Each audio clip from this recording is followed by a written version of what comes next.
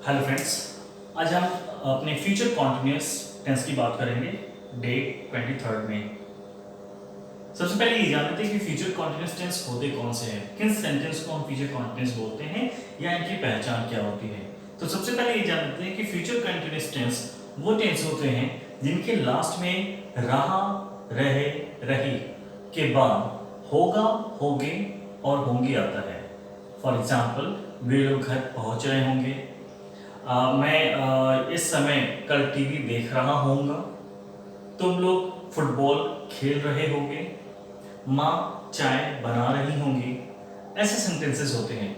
इन sentence की जो main qualities होती है वो क्या होती है गाइस? इस सेंटेंस में जो सेंटेंस बोलने वाला होता है वो सिर्फ अज्यूम करता है, मतलब कल्पना करता है कि ऐसा कार्य हो रहा होगा। ठीक है, मतलब एग्जैक्ट में काम नहीं होता, वो बस ऐसे एक कल्पना करता है कि कार्य हो रहा होगा। ठीक है, कल इस समय वे लोग वहां पहुंच रहे होंगे, कल तुम एग्जाम दे रहे होगे, इस समय माँ चाय बना रही होंगी। ऐसा सेंटेंसेस होते हैं। यानी ये क्या होता है ना, इसमें हम अपनी कल्पना को बताते हैं कि ये कार्य हो रहा होगा या वे लोग पहुंच रहे होंगे। एग्जैक्टली इसमें कोई भी कंफर्मेशन नहीं रहती है। तो ऐसे सेंटेंसेस जिसके लास्ट में रहा, रहे, रही के बाद होगा, होगे, होंगी आएगा, उसको हम फ्यूचर कॉन्टिन्यूअस टेंस कहते हैं। गाइस यहाँ पे भी आपकी मैंने आइडेंटिफिकेशन लिख रखा हुआ है। यहाँ पे फ्यूचर कॉन्टिन्यूअस को मैंने दो पार्ट में डिवाइड किया है, जैसे मैंने अभी तक किया था। Continuous plus future. कॉन्टिन्यूअस को आपको पता है हिंदी होती है रहा, रहे, रही, और फ्यूचर की यहाँ पे हिंदी होगी दैट इज होगा, होंगे, होंगे। दूसरा, रहा, रहे की इंग्लिश होती है आईएनजी जो कि जिरेंट होता है, और होगा, होगे, होंगे की यहाँ पे इंग्लिश यानी हेल्पिंग वर्ब हम यूज करेंगे उसके लिए विल बी या शैल बी। तो जैसे हम विल और शैल का यूज करते हैं सेम यहाँ पे भी है, मैंने यहाँ पे लिख दिया है। विल बी का यूज हम सिंगुलर सब्जेक्ट यू और दे के साथ यूज करेंगे। विल बी का यूज कैसे जान लीजिए, सिंगुलर सब्जेक्ट यू और दे के साथ यूज करेंगे, जबकि शैल बी का यूज सिर्फ दो जगह आई और वी के साथ करेंगे। Is it clear? ओके, तो चलिए गाइस अब स्टार्ट करते हैं इस सेंटेंस को, इस फ्यूचर कॉन्टिन्यूअस वर्सेस फॉर्म्स को कैसे बनाते हैं फॉर्मूले विद एग्जाम्पल। देखिए सिंपल का फॉर्मूला, सिंपल का फॉर्मूला क्या होता है, पहले सब्जेक्ट, उसके बाद से विल बी या शैल बी में से कोई एक लगाएंगे जैसा भी हमारा सब्जेक्ट होगा, देन उसके वर्ब में आईएनजी के वर्ब के फर्स्ट फॉर्म में आईएनजी एंड देन ऑब्जेक्ट। यहां पे मैंने सेंटेंस क्या लिखा है, राम आम खा रहा होगा, मतलब ऐसा कार्य हो रहा होगा। ठीक है, तो राम आम खा रहा होगा, इसमें देखिए राम सब्जेक्ट है, आम ऑब्जेक्ट है, खाना वर्ब है, रहा आईएनजी होगा के लिए हम विल क्यों यूज की, क्योंकि राम सिंगुलर है, सिंगुलर साथ हमेशा विल का यूज करते हैं, विल भी हो जाएगा यहाँ पे हेल्पिंग वर्ब। अब इसको फॉर्मूला में बैठा के देखिए, सारे सब्जेक्ट बोल रहा है तो सब्जेक्ट राम है तो मैंने राम लिख दिया, विल बी और शैल बी में से कोई एक, तो चूंकि राम के साथ सिंगुलर साथ हमेशा विल बी होता है तो मैंने विल बी लिख दिया। वर्ब के फर्स्ट फॉर्म में आईएनजी, ईड में आईएनजी लगा ईटिंग, एंड ऑब्जेक्ट जो हमारा that is a mango, that is, यानी फाइनल सेंटेंस क्या हो गया, Ram will be eating mango.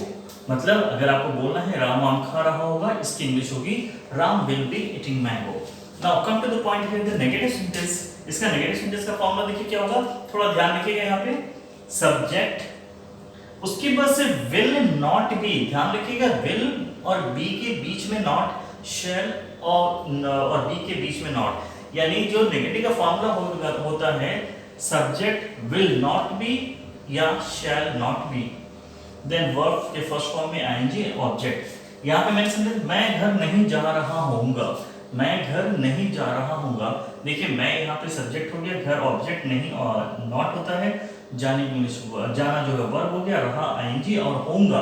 यहाँ पे शैल, क्यों यहाँ पे मैंने शैल, क्योंकि आई के साथ हमने भी देखा है शैल, तो यहाँ पे होऊंगा की इंग्लिश यानी हेल्पिंग वर्ब शैल भी यूज करेंगे।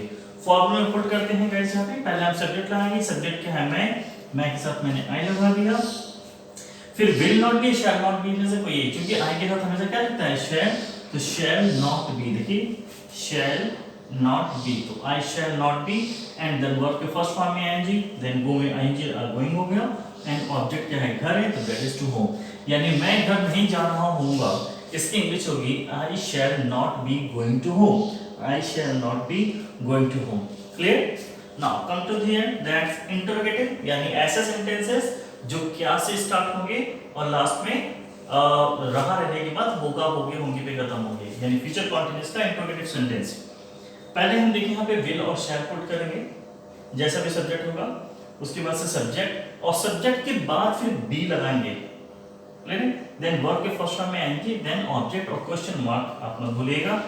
नाउ क्या तुम पत्र लिख रहे होगे, क्या तुम पत्र लिख रहे होगे, तो इसमें देखिए तुम सब्जेक्ट हो गया, पत्र ऑब्जेक्ट हो गया, लिखना वर्ब हो गया, रहे इंग्लिश आईएनजी, और यहाँ पे होंगे यानी विल बी यहाँ पे यूज करेंगे, क्योंकि यू के साथ हमेशा हम विल का यूज करते हैं, तो यहाँ पे हेल्पिंग वर्ब विल बी का यूज करेंगे।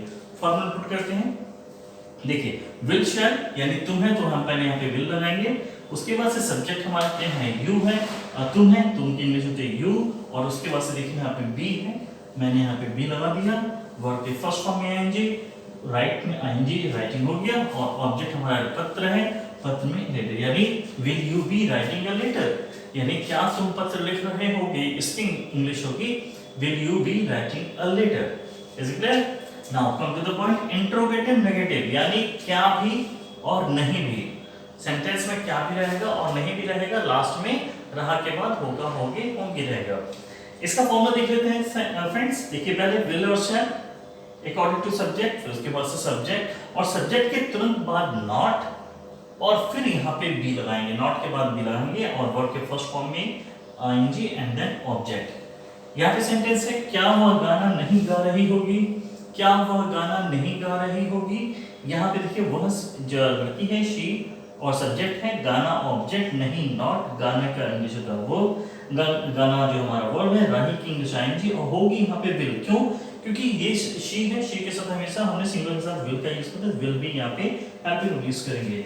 फॉर्मूला पुट करते हैं, देखो विल शैल में से कोई है तो क्या हम करेंगे, पहले विल, क्यों, क्योंकि शी है, शी के साथ हमेशा विल होता है, तो विल हमने लगा दिया, उसके बाद से सब्जेक्ट हमारा शी है तो मैंने शी लगा दिया, देखिए इसके बाद से नॉट आएगा तो मैंने यहाँ पे नॉट लगा दिया, देन उसके बाद से बी लिख रहे होगा, यहाँ पे बी है, वर्ब के फर्स्ट फॉर्म में आईएनजी, गाने की इंग्लिश होती है सिंग, सिंग में आईएनजी सिंगिंग, एंड ऑब्जेक्ट देखिए यहाँ पे क्या है, गाना, गाने की इंग्लिश होती है ऑब्जेक्ट है सॉन्ग, यानी क्या वह गाना नहीं गा रही होगी, इसकी इंग्लिश में कैसे बोलेंगे, will she not be singing a song, will she not be singing a song. Is it clear? Now come to the point here, the question word interrogative sentences. Question word वही क्या, कब, क्यों, कहाँ, कैसे, कितना, किससे, ऐसे सेंटेंसेस बीच में आएंगे क्वेश्चन वर्ड। इनको कैसे बनाएंगे फॉर्मूला देखिए इसका, पहले तो जो भी क्वेश्चन वर्ड होगा वो रखेंगे, उसके बाद से विल या शैल जो भी हमारा होगा अकॉर्डिंग टू सब्जेक्ट, देन हमारा सब्जेक्ट होगा, उसके बाद से be, then verb first form में आएंगे, एंड देन ऑब्जेक्ट। इन सब पे हमें क्वेश्चन मार्क लगाना है, कहीं क्वेश्चन मार्क ना भूलें। ओके, सभी में हमने क्वेश्चन मार्क लगा दी। ओके, अब आइए इसको हम क्या करते हैं, देखते हैं यहाँ पे, वे लोग स्कूल कैसे जा रहे होंगे, वे लोग स्कूल कैसे जा रहे होंगे, पहले सब्जेक्ट और ऑब्जेक्ट पता कर लेते हैं, वे लोग हो गया सब्जेक्ट, स्कूल हो गया ऑब्जेक्ट, कैसे के हो गया क्वेश्चन वर्ड, जाना वर्ब हो गया, रहा आईएनजी हो गया, और होंगे यहाँ पे विल भी यूज करेंगे, क्यों, क्योंकि वे के साथ हमेशा हम हेल्पिंग वर्ब विल का यूज करते हैं, तो यहाँ पे हेल्पिंग वर्ब होंगे की जो है विल भी हो जाएंगी। अब इसको पुट करते हैं फॉर्मूले में, देखिए पहले क्वेश्चन वर्ड, तो पहले क्वेश्चन वर्ड देख लेते हैं कैसे, और कैसे की इंग्लिश क्या होगी यहाँ पे, हाउ, उसके बाद से दिया है विल या शैल, और हमारा ये सब्जेक्ट क्या है, वे लोग, तो क्या होगा, वे के साथ हमेशा क्या यूज करते हैं, हम विल यूज करते हैं, तो देखिए यहाँ पे विल यूज होगा, उसके बाद से सब्जेक्ट वे लोग हैं, वे लोग की इंग्लिश होती है दे, देन बी, देखिए यहाँ पे मैंने बी लिखा है, फिर मैंने यहाँ पे बी लिख दिया, वर्ब के वर्ब फर्स्ट फॉर्म में आईएनजी, देन वर्ब का फर्स्ट फॉर्म गो में ING going, and then school है, देन इज टू स्कूल, यानी वे लोग स्कूल कैसे जा रहे होंगे, इसको इंग्लिश में हम कैसे बोलेंगे, how will they be going to school, how will they be going to school. Okay guys, now the last one क्या है, क्वेश्चन वर्ड इंट्रोगेटिव नेगेटिव, मतलब क्वेश्चन वर्ड में अब नहीं भी आ जाएगा, ऐसे सेंटेंसेस को फ्यूचर कॉन्टेंस में कैसे बोलेंगे, फॉर्मूला देख लेते हैं पहले, देखिए फॉर्मूला पहले क्या है, क्वेश्चन वर्ड, उसके बाद से विल या shall, then subject, then not, subject के बाद not, then be, then verb ING, and then object, ये इसका फॉर्मूला होगा। इसको देखिए बनाते इसको कैसे, मैं शादी में क्यों नहीं जा रहा होऊंगा, मैं शादी में कैसे क्यों नहीं जा रहा होऊंगा, ये होऊंगा होगा, होऊंगा, यस, मैं शादी में क्यों नहीं जा रहा होऊंगा, यहाँ पे देखिए मैं क्या हो गया, सब्जेक्ट, शादी, ऑब्जेक्ट, क्यों, क्वेश्चन वर्ड, नहीं, नॉट, जाना वर्ब हो गया, रहा आईएनजी हो गया, और यहाँ होऊंगा के साथ हम शैल लगाएंगे क्योंकि यहाँ पे हमने मैं का यानी आई का यूज करते हैं, तो आई के साथ हेल्पिंग वर्ब हमेशा शैल भी का यूज करेंगे। ओके, अब इसको हम फॉर्म में पढ़ाते हैं। पहले क्वेश्चन वर्ड, तो क्वेश्चन वर्ड हमारा क्या है, क्यों, क्योंकि इंग्लिश होती है वाई। फिर यहाँ देखिए विल या शैल में से कोई एक, और आई के साथ हमेशा शैल यूज होता है, तो मैंने यहाँ पे शैल यूज कर दिया। उसके बाद से हमारा सब्जेक्ट आई है, मैंने आई यूज किया। उसके बाद से नॉट का यूज किया, देखिए नॉट यहाँ पे है, एंड देन बी, यहाँ पे आप देखिए बी है, फिर मैंने यहाँ पे बी लगा दिया। देन वर्ब आईएनजी है, वर्ब आईएनजी, यहाँ पे गो में आईएनजी लगा दिया, गोइंग हो गया, और देन मैरिज ऑब्जेक्ट है शादी, दैट ऑन। यानी मैं शादी में क्यों नहीं जा रहा हूँगा, इसको इंग्लिश में कैसे बोलेंगे, why shall I not be going to marriage party. Okay, why shall I not be going to marriage या मैरिज पार्टी। सो गाइस, ये हमारे फ्यूचर कॉन्टिन्यूअस के 6 फॉर्म्स हैं। आई होप सो कि आपको इन लिक्रेटिव फॉर्मूले से, एग्जाम्पल से आपको समझ में जरूर आ रहा होगा। अगर आपको कहीं पे भी प्रॉब्लम हुआ, सो प्लीज़ आप मुझे कमेंट बॉक्स में जरूर लिखिए। आपके हर प्रॉब्लम को सॉल्व करना ये मेरी रिस्पॉन्सिबिलिटी है और मैं करता भी हूँ। और प्लीज़ मैं इसके एक्सरसाइज को भी डिस्क्रिप्शन बॉक्स में जरूर दूंगा, उसको सॉल्व करके मुझे जरूर भेजिए। मुझे बहुत अच्छा लग रहा है, सभी के कमेंट भी आ रहे हैं। प्लीज़ अपने इस प्रैक्टिस को टच में भी रखिए, and then try to speak out also, बोलने में भी इसको लाइए, it will be help for you. I hope so कि आपको इससे बेहतर, इससे अच्छा अभी तक आपने कोई वीडियोस नहीं देखा होगा, और मैं इसको बहुत ही इजी वे में आपको समझा रहा हूँ, और मैं जरूर आपसे उम्मीद करता हूँ अगर आपको कहीं भी दिक्कत हो तो प्लीज़ मुझे जरूर आप क्वेश्चन पूछिए, मैं उसे जरूर सॉल्व करूँगा। Okay guys, thanks for giving your precious time. Please take yourself, wish you all the best, and please don't forget like, share, subscribe and share among your friends. Thank you so much.